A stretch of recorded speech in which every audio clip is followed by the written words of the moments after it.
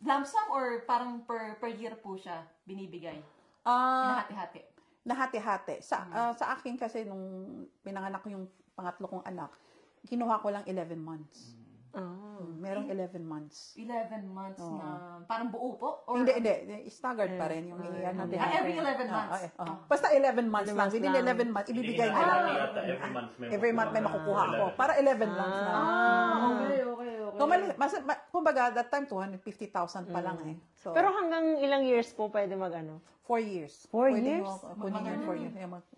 Pero yung amount na yun, ang pagkakaintindi ko, yung amount na yun, so kung pwedeng makuha mo in 1 year, pwede in 4 years. 4 years, May option ka. May option So, ka. pag 4 years yung pinili mo, so syempre, every month. Maliit lang. Yeah. Kumbaga, total niya. i-divide talaga siya. Pero i-divide. Monthly, may marireceive ka. Kung anong gusto mo, 11 months ba, or 1 year, or 2 years, or 4 years.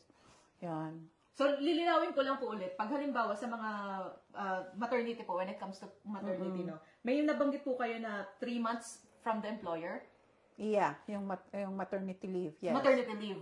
Tapos, Yes, sa continue. financial support naman po, yung galing sa labor office. Yung parental allowance. Parental allowance Yes, pang tawag. yeah. Yun yung 300 plus na i-divide. Yeah. Tapos yung sa social security po, may makukuha po ba sila? Or Yung after ng maternity leave sa company, sila yung magko-continue, yung sa social security.